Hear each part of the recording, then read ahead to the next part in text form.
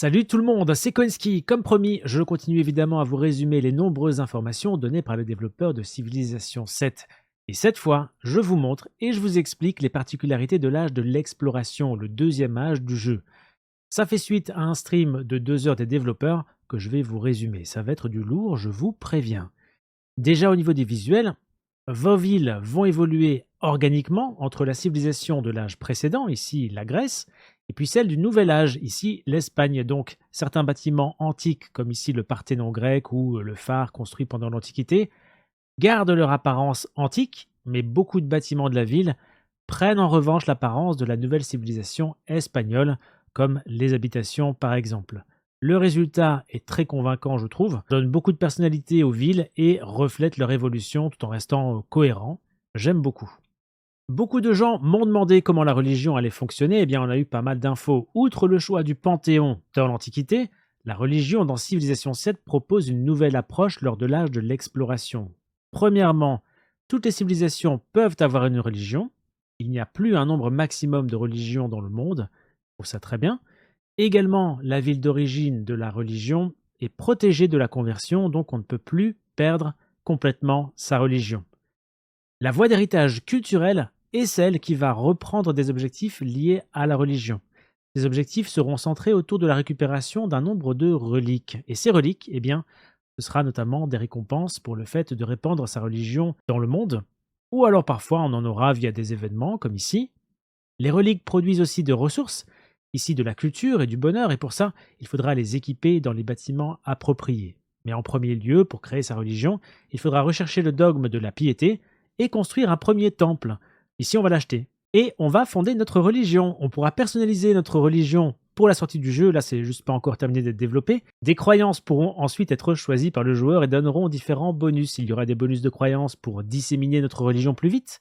Il y aura aussi des bonus qu'on va obtenir quand des villes de nos adversaires auront été converties à notre religion. Tout ça, c'est en fait assez classique. Mais on aura aussi des bonus de reliques qui, eux, vont donner des moyens spéciaux d'obtenir plus de reliques et donc d'avancer plus vite sur la voie d'héritage culturel dont on a parlé avant. Si vous regardez ici, vous voyez 2 icônes de religion au lieu d'une seule. Alors pourquoi? C'est parce que pour convertir une ville, il faudra maintenant convertir les habitants d'une part des districts urbains et d'autre part des districts ruraux. Notez que les missionnaires seront aussi constructibles pour répandre notre religion, bien entendu, ou la défendre dans nos villes. Encore une fois, ça c'est assez classique.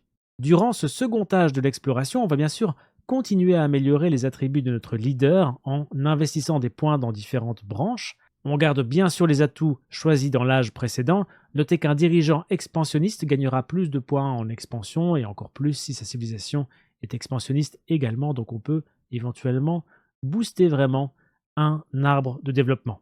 Parlons un peu du fait qu'on va pouvoir améliorer des bâtiments existants qui dataient de l'Antiquité et les mettre à jour pendant l'âge de l'exploration.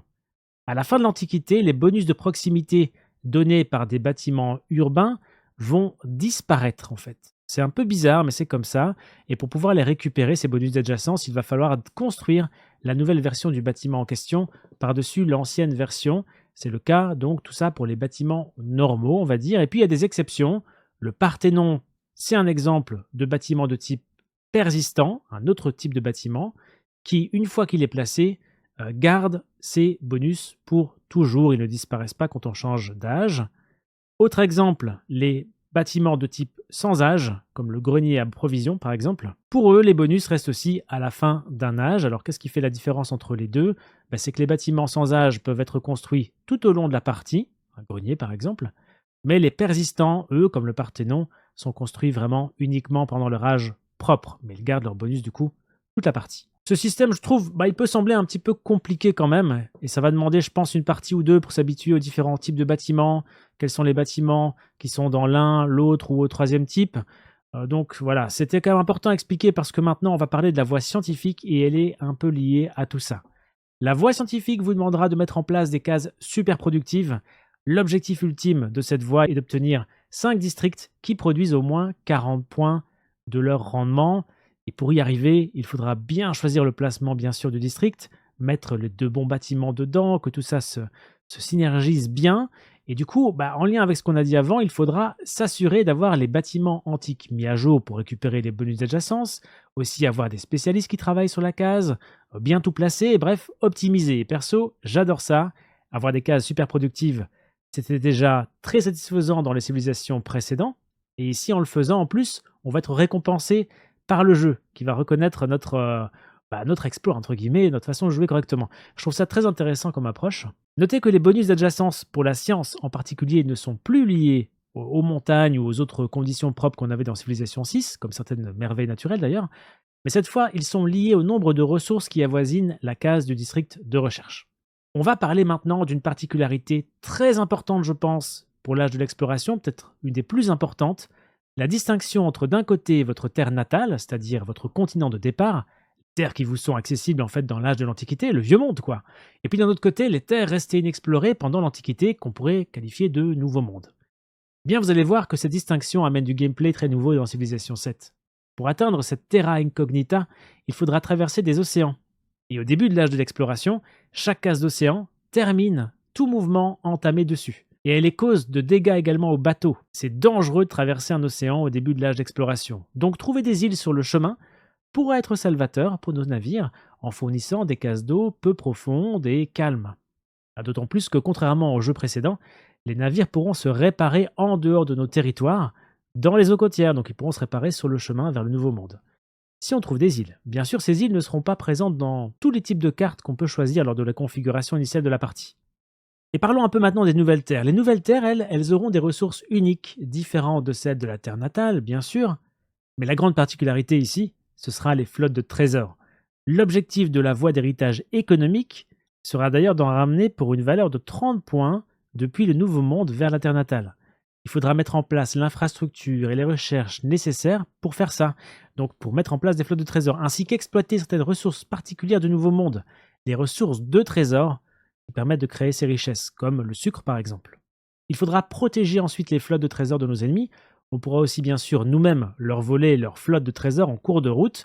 Ça simule un petit peu une période de piraterie.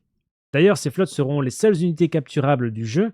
Dans Civilization 7, les colons peuvent se battre, c'est nouveau, et ils ne sont plus capturables. Voilà, on comprendra que monter des flottes menées par des commandants de flotte, l'équivalent maritime des commandants dont on a déjà parlé dans une vidéo précédente, ce sera très important pour défendre nos flottes de trésors. Ne seront pas automatisées ces flottes, on va les contrôler manuellement pour les faire rentrer à bon port. On les ramène chez nous, on décharge le trésor pour gagner les fameux points d'héritage et de l'or en supplément.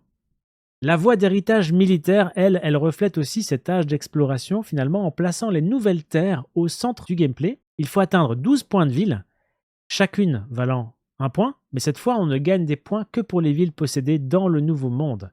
Et on gagne le double de points si ce sont des villes capturées, ou des villes qui suivent notre religion, voire encore plus de points, on double encore, on peut avoir jusqu'à 4 points si on cumule les deux bonus en même temps.